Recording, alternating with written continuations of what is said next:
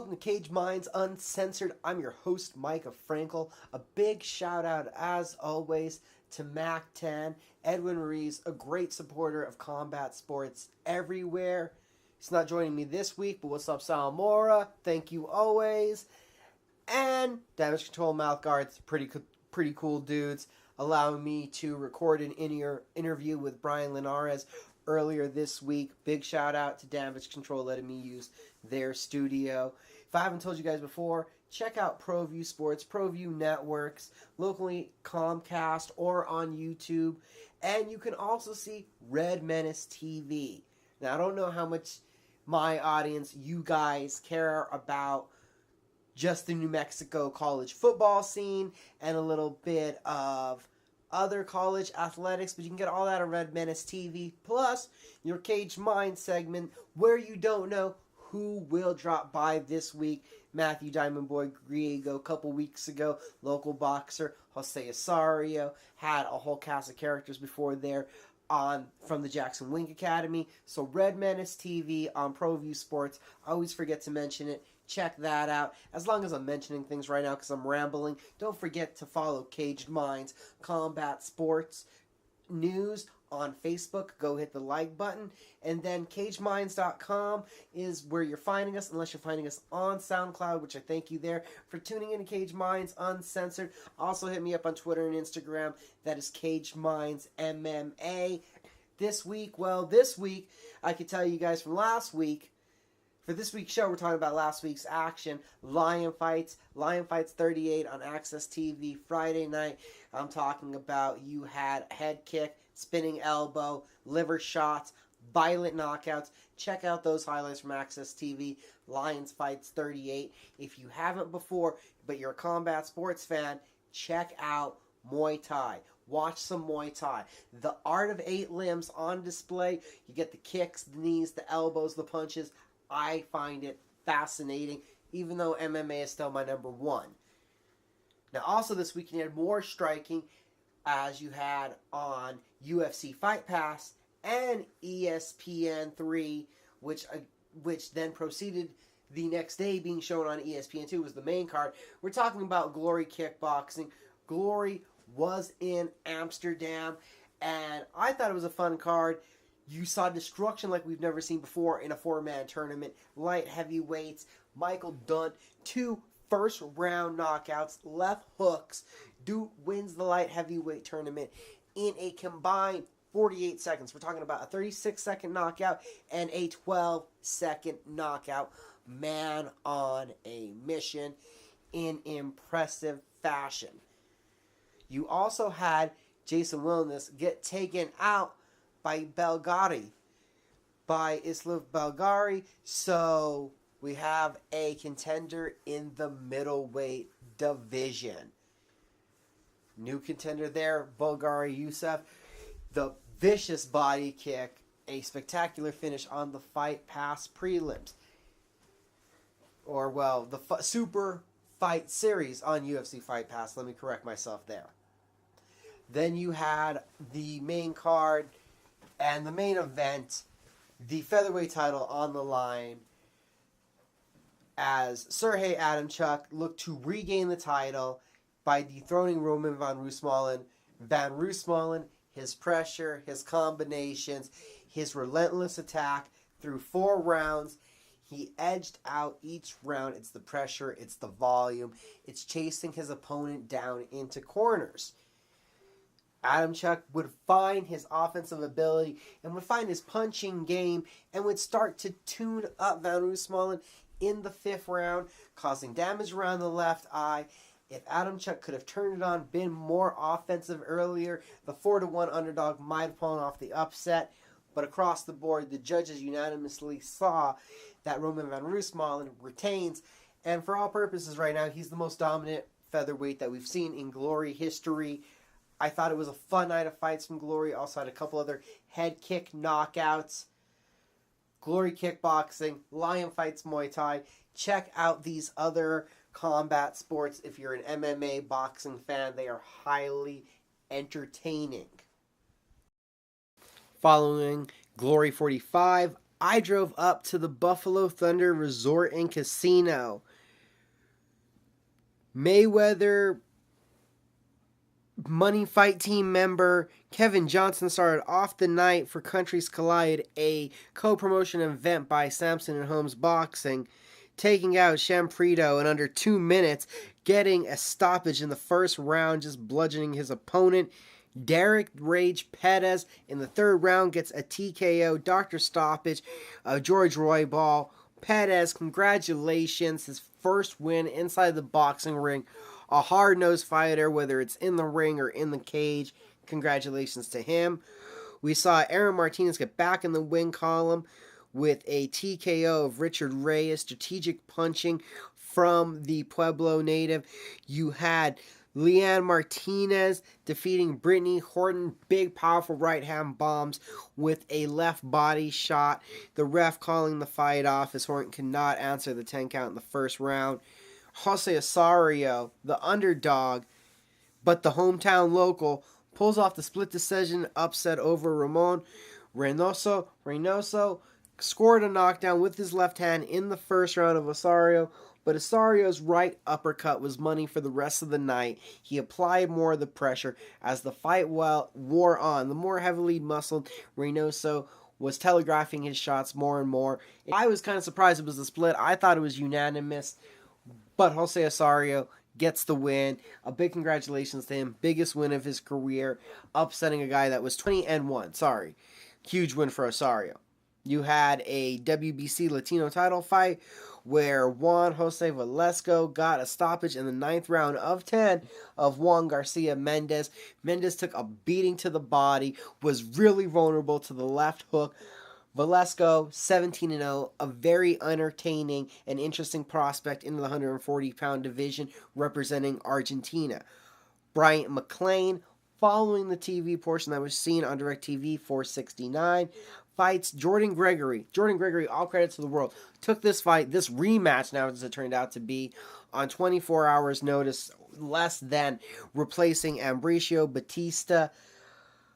McLean has to do better, let's be honest. You take an opponent that, yes, knows you, but hadn't been training, a guy that you beat by decision when you were both training, you have to do better than that. McLean should have been able to handle this test, but all credit in the world to Gregory for A, stepping up his training to make the gains that he has, and B, taking the fight on such short notice and giving it to McLean in the fashion that he did. The night capped off with another stunner. Gabriel Gutierrez comes right out of the gate at Antonio Tone Martinez, putting it on the Espanola native. A flurry of hooks, busting open the bridge of the nose, damaging up the left eye incredibly. Martinez was susceptible to the right uppercut all night. Gutierrez, though, for some reason, would take the pedal off the gas at points. He would put himself in vulnerable defensive positions, dropping his hand, going back against the ropes. It was an awkward sight to see, but when he would throw his offense, it was landing, it was connecting. Martinez was damaged, and I will tell you all that in the back, I got in an argument with referee Rocky Berg following the fight, asking him, why did the ref not check out the eye? He said he did between the first and the second rounds, after the initial damage occurred. Believe me, that eye changed much more from in between round 1 to 2 than it was from 5 to 6, where I believe the fight should have been stopped. You could barely see eyelashes anymore from the swelling. Martinez could not see coming from his left side, was getting hit with the right hand of Gutierrez. The corner, the referee, nobody did any favors for Antonio Tone Martinez. I cannot blame the fighter. In the heat of the battle, you will battle until you cannot battle. That is why somebody else has to stop the fight. The Pewaukee Commission, somebody needed to stop that fight. Martinez was in a bad way. He was tough. He was able to fight through it. Talking to Gutierrez, Gutierrez said he broke his right hand. He was still throwing it. He was still connecting the landing because he knew Martinez was vulnerable. A man without a broken hand probably hurts Martinez. I was not happy with the answers I was given by the commission of the fighter was not being overwhelmed. Well, luckily the other fighter hadn't unseeable injury that Martinez was unable to connect. The fight wasn't a total blowout, but fighter safety has to be prevalent, and it was not last Saturday, and I am disappointed in what I saw. I am almost outraged to the level that the commission said, well, the corner could stop the fight. The corner is going into battle with that fighter, and I don't honestly believe they're going to take the opportunity of victory away from the fighter. But I felt that the referee was almost looking at the same instance. I'm not going to take away the opportunity from victory for the fighter. No. You have to protect the fighter. The fighter safety needs to be prevalent, and it was lacking on Saturday night in that fight that should have been stopped early. A split decision victory. How it was a split decision, I don't know, because Gabriel Gutierrez put a beating on Antonio Martinez. So Gutierrez gets a split decision. Ooh, thankfully that went right. Thankfully the Osario fight went right in the scoring categories. Other people, like I said, got stoppages in all of the fights. You had McLean, disappointing, or maybe it was exceptional from Jordan Gregory. But a fun night of fights up there at the Buffalo Thunder Resort and Casino. Go to cageminds.com for the results with the particulars, a little more recap of what my thoughts were of the fights live while watching in process. You got that recap. Got to thank Alex for the pictures that are up at Cage Minds Combat Sports News on Facebook. Our young photographer, a protege of Franklin Romero, his first night out on the job, did a wonderful job. Check those photos out. And I think that joining me right now, he's the former Bellator champion. He's going to be in the co-main event of Bellator 184. Daniel Straus, how you doing? I'm doing all right, my man. How you feeling? I'm doing all right. Just drying off a little bit. Nothing like what you've been through, but some scattered showers hit me while I was trying to run into the house. I'm a little wet. How are you guys? And start off with that. How are you guys in the wake of going through a hurricane there in Florida? How are you and your family? We're doing better. You know what I mean? It was a hurricane, man. It sucked. You know, it was a lot of damage to a lot of the neighborhoods, a lot of damage to a lot of the facilities. It took a lot away from the training. But outside of that, like, just thankful that me and my family, we're all good. All my friends are good. We didn't lose anybody or anything like that. So, I mean, it's a blessing, man. It's just one of those things that just, you can't avoid. I mean, I could avoid. We could have left, but that's not really me, man. We stay home. So, we're thankful, man. We're really thankful. Was this a complete, different experience for you? I know living a lot of your life up there in Ohio. Not really. No, honestly, not really. Which is weird because I would think that it would be. I won't say it was my first hurricane because I've been through hurricane before. Nothing as bad. This was probably one of the worst ones I've been through. But, I've had, when I was younger, we had a tornado rip my roof off. You know what I mean? So back in 99 in Ohio. So, I've been through worse. It just doesn't, nothing phases me, man. We just go on. You know what I mean? Just keep moving, keep pushing. So, we knew it was going to come. It came, and then it was over. So it's like, let's just start rebuilding. So that's where we're at now. Everybody's trying to get rebuild and get on with their life. Now, with the fight in mind, what is a cooped up in a hurricane Daniel Straus like mid-fight camp, not able to go practice? How much do you owe your girlfriend right now for putting up with you? Yeah, it wasn't fun. It wasn't good it wasn't good at all. You want to get out, you want to do something. You're thinking about the next man. He's probably doing something. And then you want to get out there and run, but you don't want to get blown away, or you know what I mean. So it's like, it was frustrating. It's really frustrating, but it gave me a few days to just relax. You know what I mean? Let my body recover from the training and everything. I mean, obviously, I was still stressed because of the storm, but body-wise, my body got to relax, and all the little aches and pains got to go away after about a week and a half of not being able to do anything. So, me being cooped up like that really is just not fun. But we like I said, man, we got through it. We had to do what we had to do. How much damage was there to the ATT facility, and how did that hold up everybody getting back to regular schedule? I'm not sure. I'm not at ATT anymore. But I don't believe they had too much damage. I know they could have been closed a couple of days. But up at Combat Club, and we had a little damage. Some windows break. And down at Hard Knocks, where I train, we had, we were closed for a few days. But, it didn't stop us. You know what I mean? At some point, people were just outside training. Said, fuck it, the building's not right. We're going to be doing it anyway. So, hitting pads outside, and once we were finally able to get together, so it was not a dent at all. So tell us about the move now, obviously, that you've alerted us to. Tell us about the change in teams, who you're working with now. I've been working with, I've been doing some stand-up with Henry Hoof. And that's pretty much it. Like, everything's pretty much the same. You know what I mean?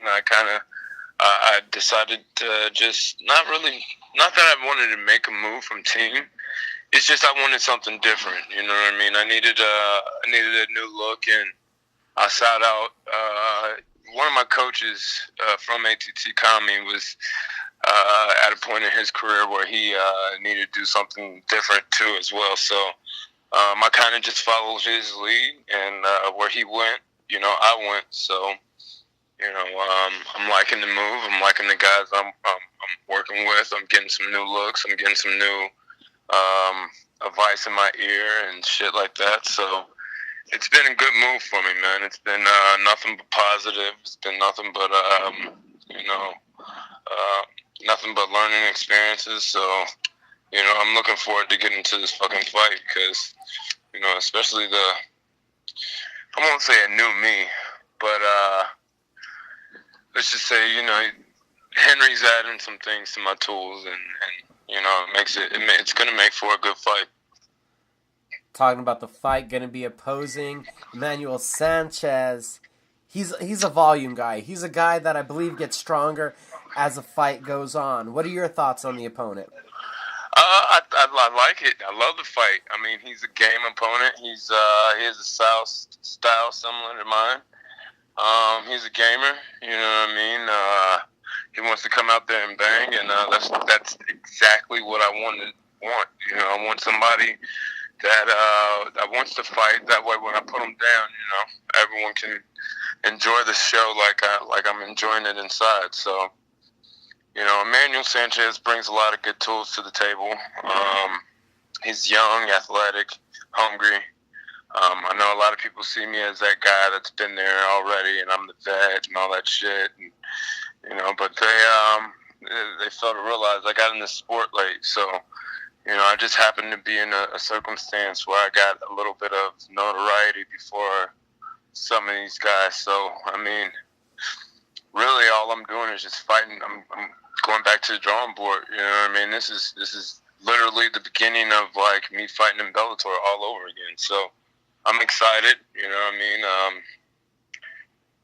At first, no one knew who I was. And I still feel like no one really knows who I am. So fights like this lets me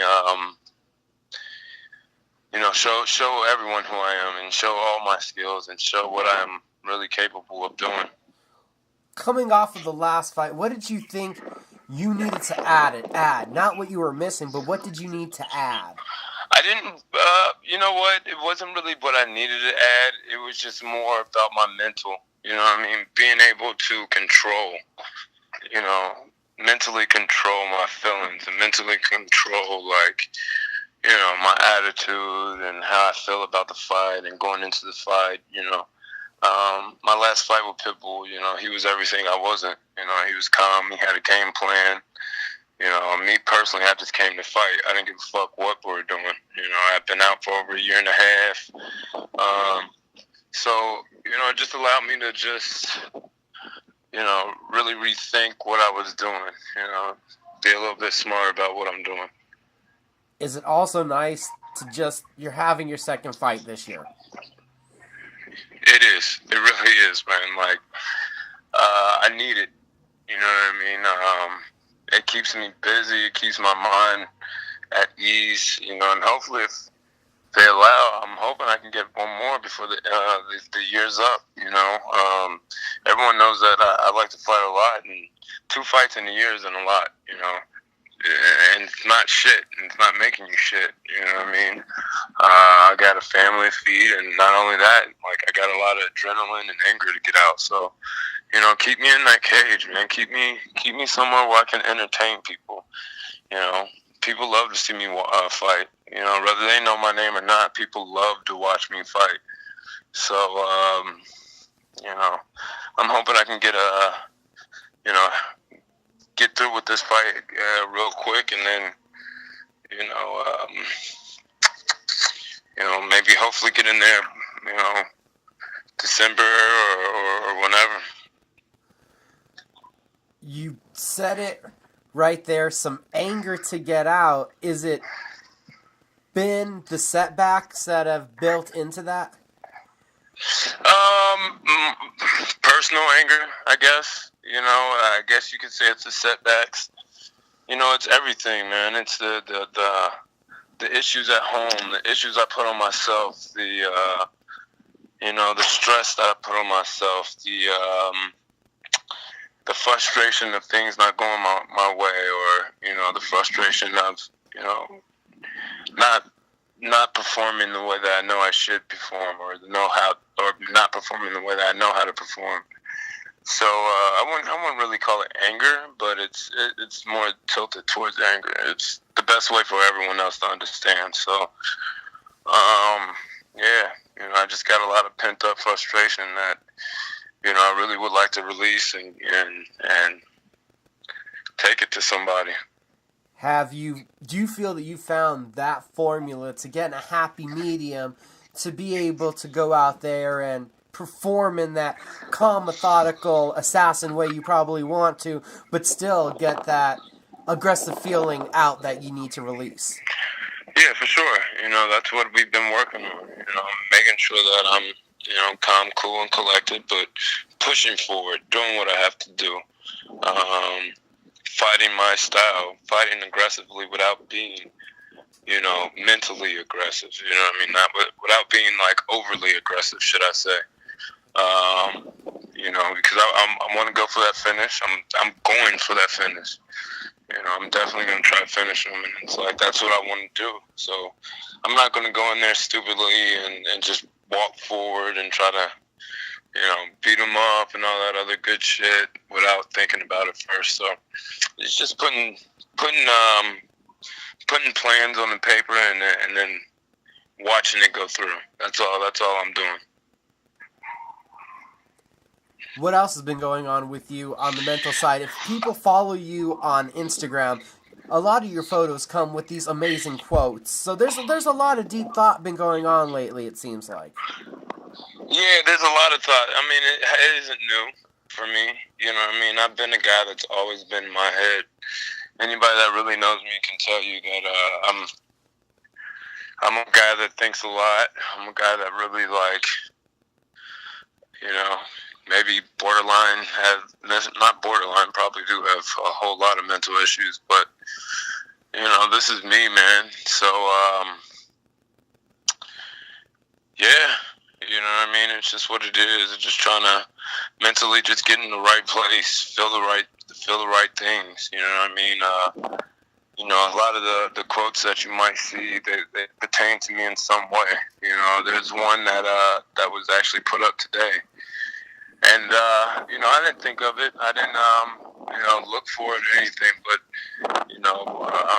a good friend of mine and actually somebody I work with from Perfecting Athletes, sent me the quote today, because they know where my mind's at. And they know what I need to read and what I need to see. And everything that I'm reading has a message to me, and I can't be the same person if I don't change something. So I got to put in that work to change something. So it's like that's where these quotes come from. It always makes me just think.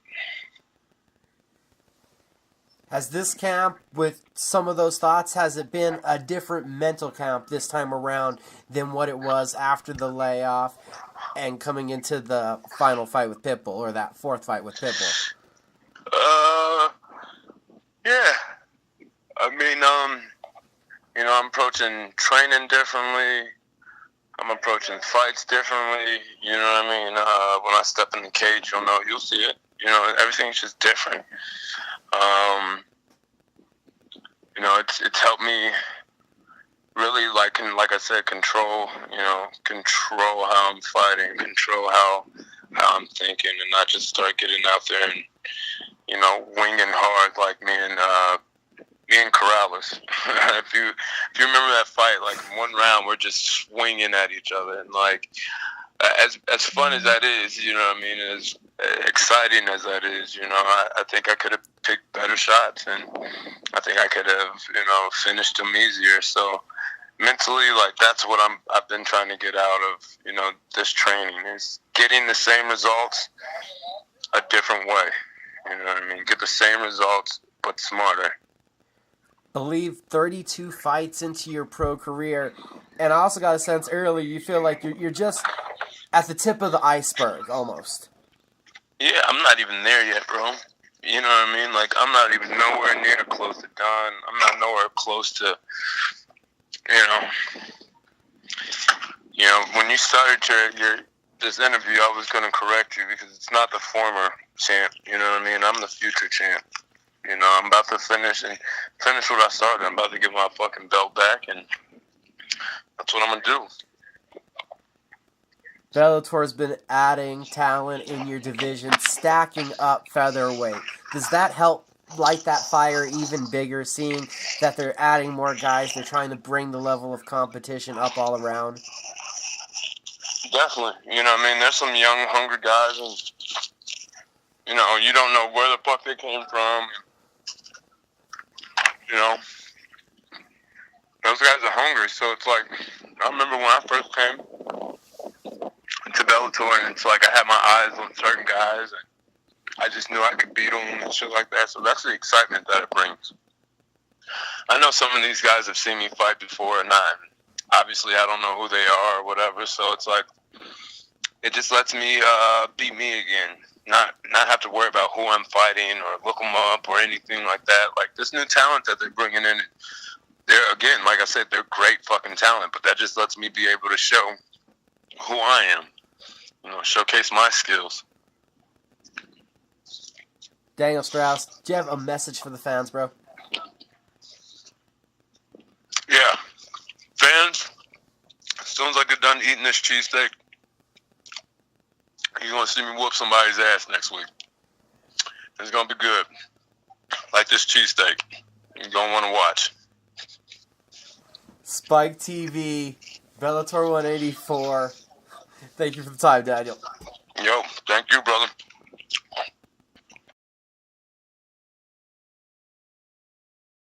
Daniel Straus, Emmanuel Sanchez. Sanchez is a volume striker. You would believe from what we've seen in past performances that Straus is the heavier hitter, the more aggressive wrestler. But you can imagine, from them both being hard-nosed, tough guys, it's going to be an entertaining scrap in the co-main event. The main event, Darian Caldwell gets his opportunity to the throne. Eduardo Dantes jab, heavy, canny stuff to takedowns. It's a really simple fight in that essence, unless Caldwell is able to pull off a spectacular knockout. Pat Curran, John Teixeira, Macapa, ever so close, split decision loss to Daniel Weichel. I thought he won that one. Now taking on the former champion, Pat Curran. Macapa looking to be the better striker, looking to counter, possibly try to lead the dance in this one against what's normally a quite hesitant Pat Curran. Be interesting to see how that one plays out. Can Leandro Higo versus Joe Minglo stay a bantamweight fight? Do they both make weight? Higo has to keep it standing, look to outbox Ty Minglo. And there you go. That's your main card for Bellator 184 on Friday night. Saturday night, UFC is in Vegas. You have the UFC Fight Pass prelims kicking it off. Walt Harris, Mark Godbeard bumped down from the main card. Heavyweights, look for Harris to use his speed, his athleticism, and land a big punch. Can't wait to see Magomed Bibulatov versus John Moraga in the flyweight division. Bibulatov, undefeated technical wrestler from Russia, highly touted prospect. Middleweights, Brad Tavares, Talis Latis, like the striker in Tavares in this one. Marco Beltran, Matt Snell in the bantamweight division.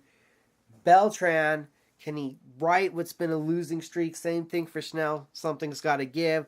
You have FX prelims where you get to see Bobby Green versus Lando Venata.